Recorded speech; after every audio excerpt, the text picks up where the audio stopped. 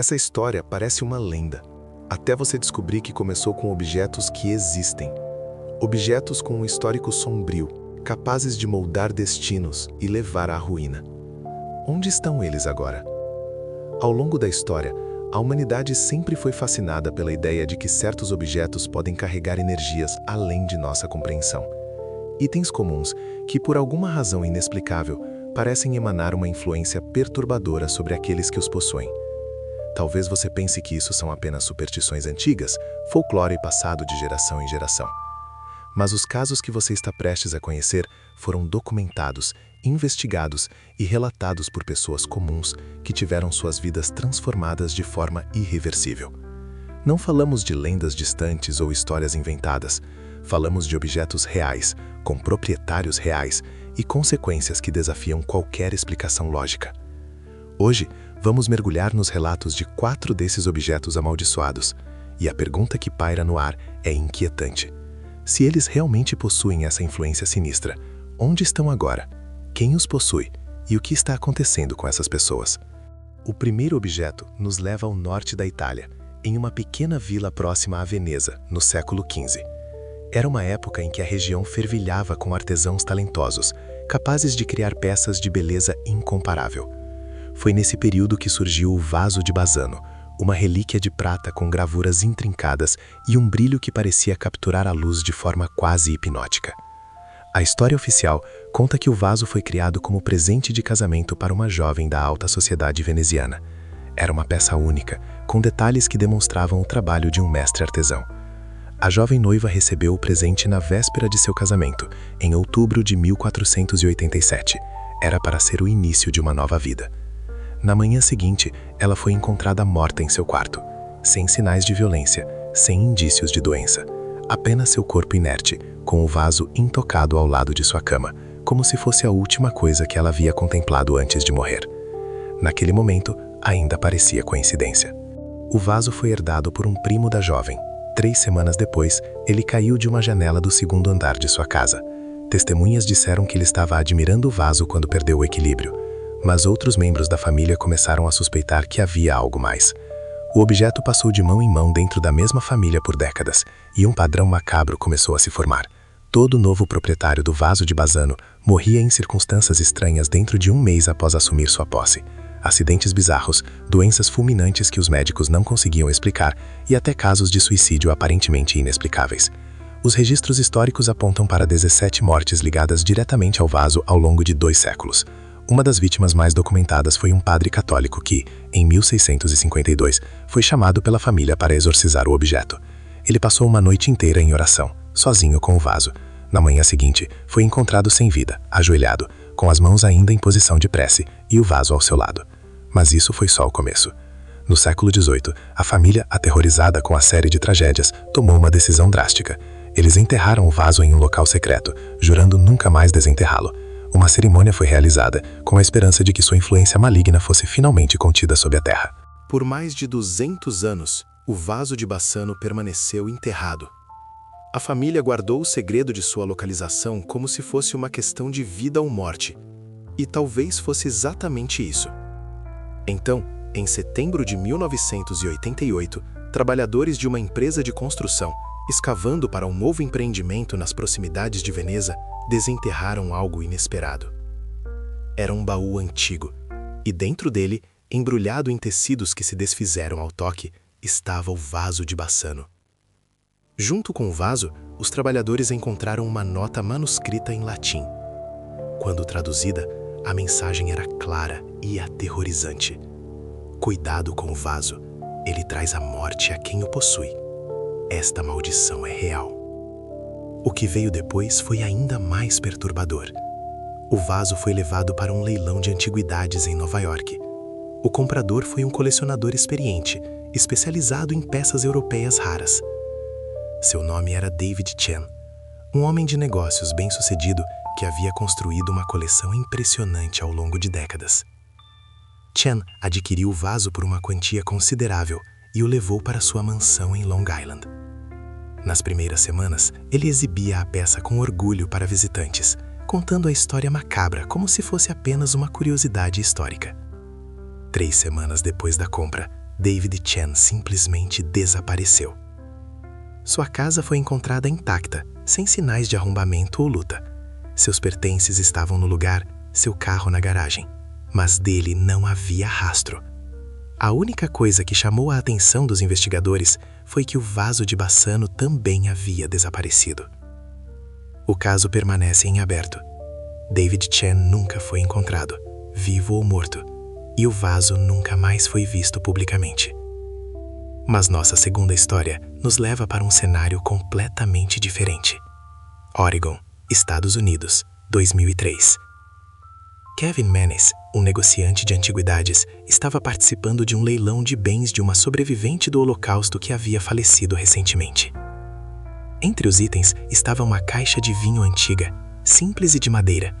Nada que chamasse particularmente a atenção, exceto pelo comportamento da família da falecida. Eles insistiam que a caixa nunca deveria ser aberta, alegando que a avó havia advertido repetidamente sobre algo perigoso que estava contido nela. Menes, sendo um comerciante experiente e naturalmente cético quanto às superstições, ignorou os avisos. Ele comprou a caixa por uma quantia baixa e a levou para casa, pensando que poderia conter vinhos raros ou talvez outros objetos de valor. Naquela primeira noite, Menes começou a ter pesadelos intensos, sonhos vívidos com figuras sombrias e uma sensação opressiva de estar sendo observado. Inicialmente, ele atribuiu isso ao estresse do trabalho. Mas os pesadelos continuaram e começaram a vir acompanhados de outros fenômenos estranhos. Um cheiro peculiar começou a permear a casa. Uma mistura de jasmim com algo desagradável, como urina de animal. O odor aparecia sem aviso, especialmente durante a madrugada, e desaparecia da mesma forma misteriosa. A mãe de Menes, que estava visitando, começou a se queixar de dores de cabeça constantes. Seus amigos, quando vinham à casa, relatavam sensações de mal-estar e uma vontade inexplicável de sair rapidamente do ambiente onde a caixa estava armazenada. Em um período de 6 meses, todos que tiveram contato direto com a caixa experimentaram problemas graves de saúde. A mãe de Menes perdeu cabelo de forma anormal. Seus amigos desenvolveram problemas digestivos inexplicáveis e todos relatavam a mesma sensação: estar sendo observados por algo invisível e malévolo. O ponto de virada aconteceu durante o Dia das Mães. A mãe de Menes estava admirando a caixa quando subitamente sofreu um derrame. Ela foi hospitalizada em estado crítico e, quando se recuperou parcialmente, suas primeiras palavras foram sobre a caixa. Ela implorou para que o filho se desfizesse do objeto imediatamente. Uma noite, Menes acordou com ruídos estranhos vindos do quarto onde a caixa ficava guardada.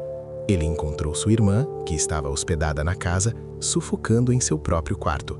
A porta do armário que abrigava a caixa estava aberta, apesar de ter sido trancada antes de dormirem. Naquele momento, ainda parecia ser uma série de coincidências terríveis, mas as evidências continuavam se acumulando. Desesperado, Menes decidiu se desfazer da caixa. Ele a colocou à venda em um site de leilões online, sendo honesto sobre os eventos estranhos que haviam ocorrido. Para sua surpresa, várias pessoas fizeram lances, aparentemente fascinadas pela história sinistra.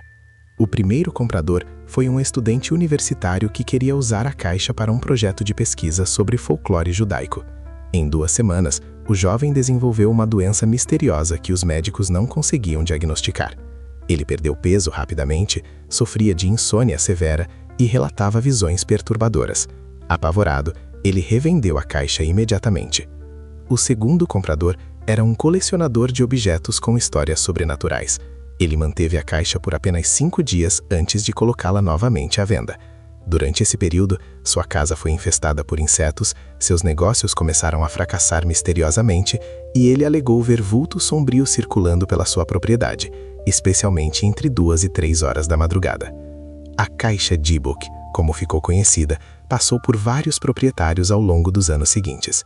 Cada um relatava uma escalada de fenômenos perturbadores: problemas financeiros súbitos, problemas de saúde inexplicáveis, pesadelos recorrentes e sempre aquela sensação constante de estar sendo observado por algo hostil. Mas o que realmente estava contido na caixa? E como se livrar de algo que não queria ser libertado? Eventualmente, A caixa foi adquirida pelo investigador de fenômenos paranormais Zach Bagans, que a levou para seu museu de objetos assombrados em Las Vegas. Ele a selou em um cofre especial com vidro à prova de balas, na esperança de conter qualquer influência que ela pudesse exercer. Mesmo assim, funcionários do museu relatam que equipamentos eletrônicos falham misteriosamente quando se aproximam da caixa. Visitantes têm crises de pânico inexplicáveis ao contemplá-la, e câmeras de segurança já registraram anomalias visuais ao redor de sua exposição. A caixa permanece lá até hoje, selada e monitorada. Mas será que algo pode realmente ser contido, ou sua influência é mais profunda do que imaginamos? Nossa terceira história nos leva para mais perto de nossos dias. Sean Robinson, um homem comum vivendo no Reino Unido, herdou uma pintura de sua avó em 2010. A obra, que ele chamou de The Anguished Man, ou O Homem Angustiado, retrata um rosto humano contorcido em expressão de desespero extremo, pintado em tons sombrios que parecem absorver a luz ao redor. A avó de Sean havia mantido a pintura escondida no sótão por mais de 25 anos. Ela sempre dizia que havia algo errado com ela, mas nunca explicava exatamente o que. Segundo suas palavras, o artista que a criou havia misturado seu próprio sangue às tintas e cometido suicídio logo após terminá-la. Sean, inicialmente cético, decidiu levar a pintura para casa e pendurá-la na parede de seu quarto. Era uma obra perturbadora, mas ele tinha curiosidade sobre a história por trás dela. Na primeira noite, ele e sua esposa foram acordados por sons estranhos vindos do quarto onde a pintura estava pendurada. Eram gemidos baixos, como se alguém estivesse sofrendo. Eles pensaram que poderia ser o vento ou algum problema na tubulação da casa. Mas os sons continuaram nas noites seguintes, sempre no mesmo horário, entre 2 e 3 da manhã. E não eram apenas gemidos, havia sussurros indistintos, como se alguém tentasse comunicar algo urgente, mas as palavras fossem incompreensíveis. O filho adolescente de Sean começou a se recusar a entrar no quarto. Ele alegava sentir uma presença hostil e ver uma figura sombria de pé ao lado da pintura, especialmente durante a madrugada. A esposa de Sean também começou a relatar sensações estranhas, toques frios inexplicáveis e a impressão de estar sendo observada. Sean decidiu investigar. Ele instalou equipamentos de gravação no quarto, na esperança de capturar evidências dos fenômenos relatados por sua família. Os resultados foram perturbadores. Em várias ocasiões, as gravações capturaram sons que não deveriam existir. Respiração pesada quando o quarto estava vazio, sussurros em idiomas que não conseguiam identificar e ruídos de algo sendo arrastado pelo chão durante a madrugada. Mas o mais inquietante eram as evidências físicas. A família de Robinson encontrava a pintura caída no chão repetidas vezes, apesar de estar firmemente presa à parede. Gotas de um líquido escuro e oleoso, com aparência de sangue, foram vistas escorrendo da tela, mesmo depois de ser completamente limpa. Em uma ocasião, Sean acordou e encontrou impressões de mãos úmidas na parede ao redor da pintura, como se alguém tivesse tentado removê-la durante a noite. Mas não havia ninguém na casa além da família, e as impressões eram maiores que as mãos de qualquer um dos moradores. O que veio depois foi pior. O filho de Sean começou a apresentar mudanças de comportamento. Ele se tornava agressivo sem motivo, especialmente quando estava próximo ao quarto da pintura. Em várias noites, a família o encontrava parado em frente à obra, conversando com ela como se respondesse a perguntas que apenas ele conseguia ouvir. A tensão na casa atingiu um ponto insuportável, quando numa manhã, o garoto foi encontrado caído na escada, com ferimentos que sugeriam que havia sido empurrado por uma força considerável. Ele alegava que o homem da pintura o havia empurrado quando ele se recusou a fazer algo que lhe foi pedido. A família se recusou a permanecer na mesma casa que a pintura, mas estranhamente, Sean não conseguia se desfazer da obra. Toda vez que tentava vendê-la ou doá-la, algo acontecia para impedir a transação. Compradores desistiam no último minuto sem explicação, ou desenvolviam problemas de saúde súbitos que os forçavam a cancelar o negócio. Até hoje, Sean Robinson ainda é o proprietário da pintura. Ele a mantém em um local isolado de sua casa, coberta e trancada, na esperança de que sua influência seja minimizada. Mesmo assim, ele ocasionalmente reporta que os sons ainda podem ser ouvidos através das paredes e que uma sensação de angústia persiste no ar sempre que ele se aproxima do local onde ela está guardada. Será que a dor de um artista pode ficar eternamente presa em sua obra, ou existe algo mais profundo governando esses objetos? Nosso último caso nos leva de volta ao passado, mas com uma reviravolta moderna perturbadora.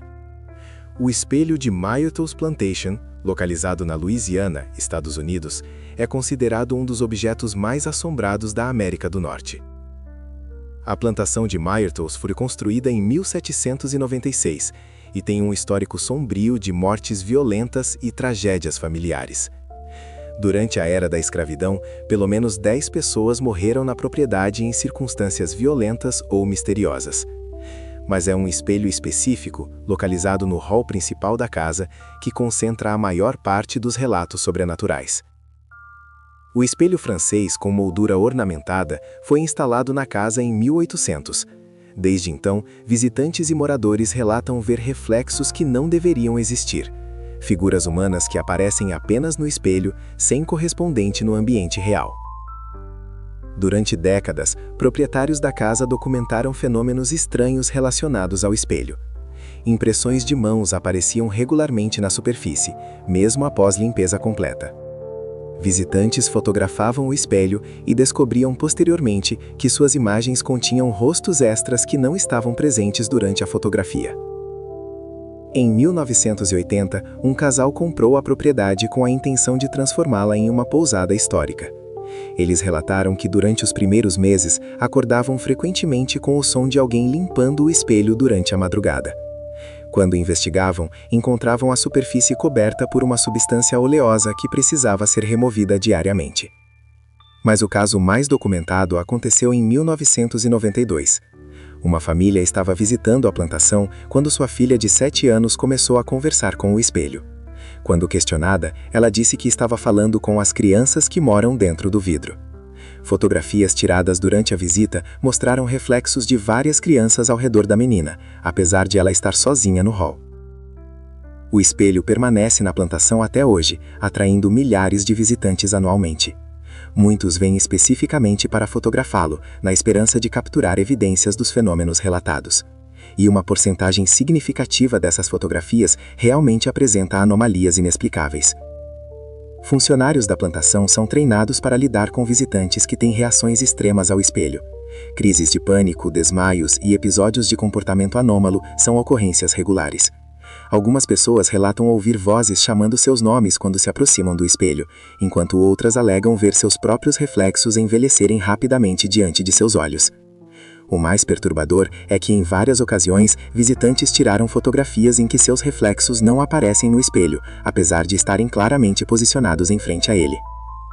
Hoje, o espelho de Myrtles é considerado um dos objetos mais ativamente assombrados em exibição pública. Diferente dos outros casos que exploramos, este objeto permanece acessível ao público geral.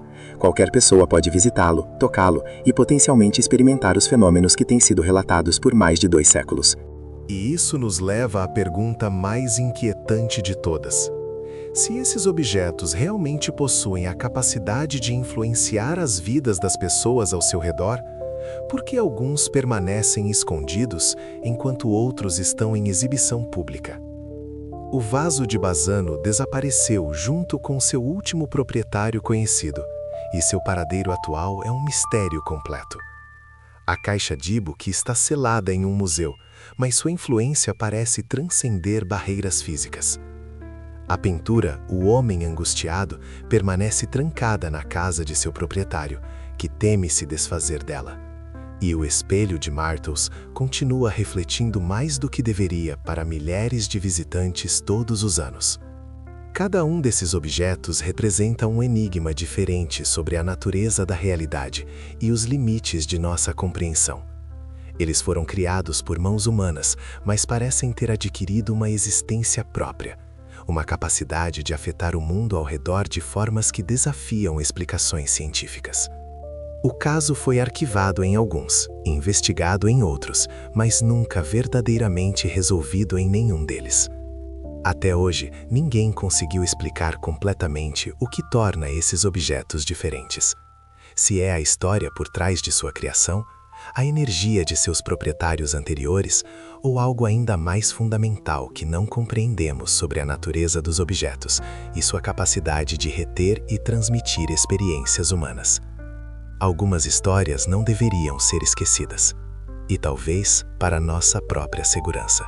Algumas coisas não deveriam ser possuídas.